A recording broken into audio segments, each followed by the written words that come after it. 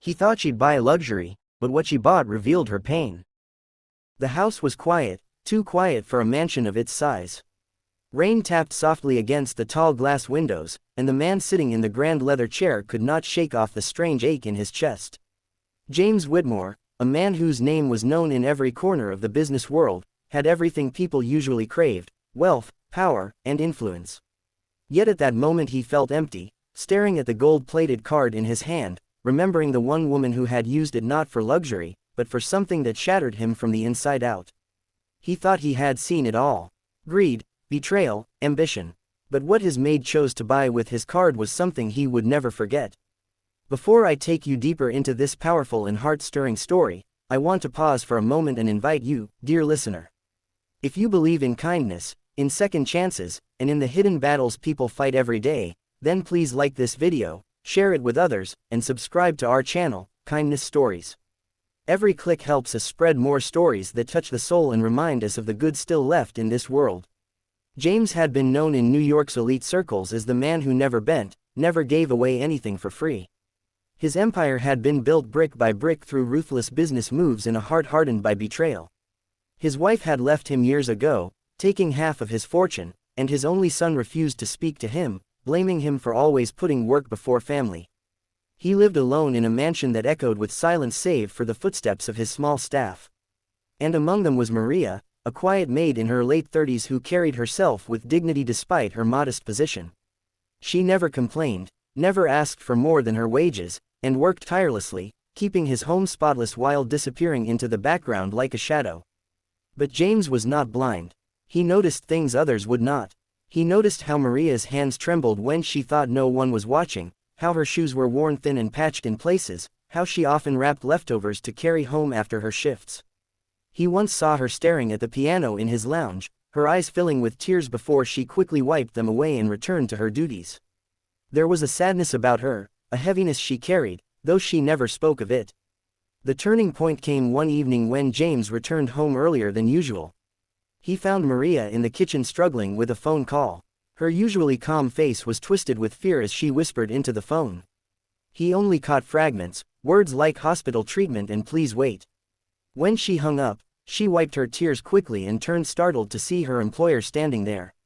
She stammered an apology, but James, for reasons he could not explain, felt something stir in his heart. For the first time in years, he felt compelled to do something not for business, not for profit, but out of raw human compassion. The next morning, without asking her questions she might find humiliating, he placed his black credit card on the counter.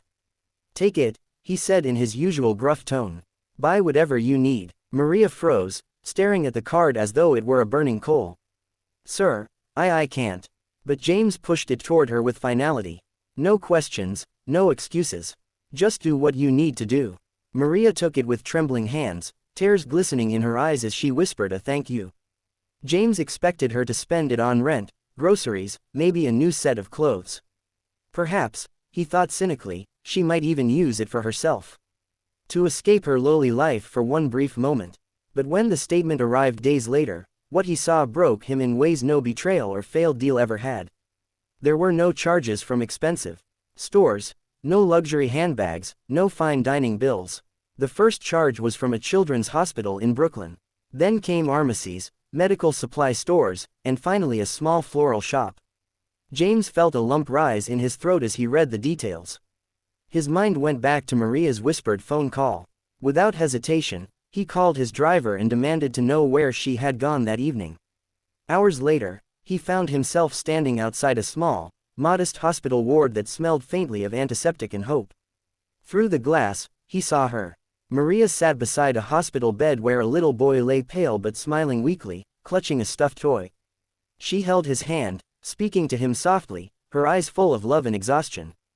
James' chest tightened painfully. He asked the nurse nearby, who explained gently that the boy was Maria's son, Daniel, 8 years old, diagnosed with leukemia. For months, Maria had been working double shifts, saving every penny, skipping meals, all to afford his treatment. But it was never enough. She was drowning in debt, her life consumed by hospital visits and sleepless nights. Yet she had never once complained to her employer. James stood frozen, his heart breaking with every word. He realized the truth then. Maria had not used his card for herself. She had used it to give her son a chance at life.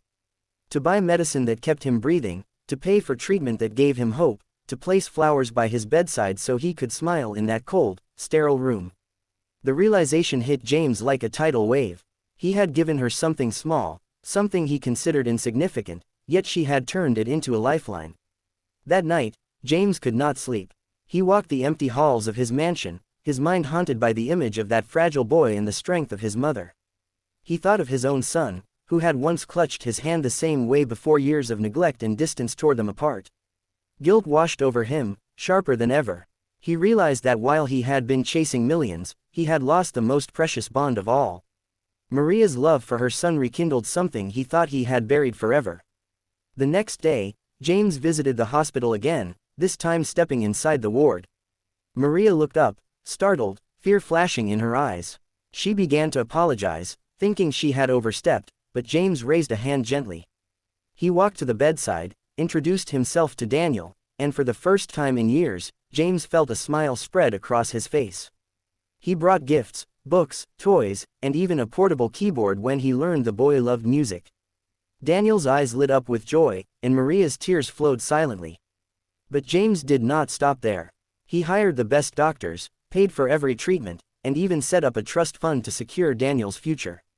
Maria tried to protest, saying she could never repay him, but James shook his head. "You already have," he said softly, though he never explained what he meant. What Maria had given him was something far beyond repayment. She had given him back his humanity, the ability to feel again, to love again. Over the months, James became a regular visitor at the hospital. He read stories to Daniel, played piano with him, and even learned to laugh again. Slowly, he began reaching out to his oranged son as well, apologizing for years of absence and trying to rebuild what was lost. It wasn't easy, but he was trying because Maria and Daniel had reminded him of what truly mattered. The millionaire who once believed money was everything discovered that the greatest wealth lay not in gold or stocks, but in the bonds of love, sacrifice, and kindness. And it all began with a simple act: handing his maid a credit card.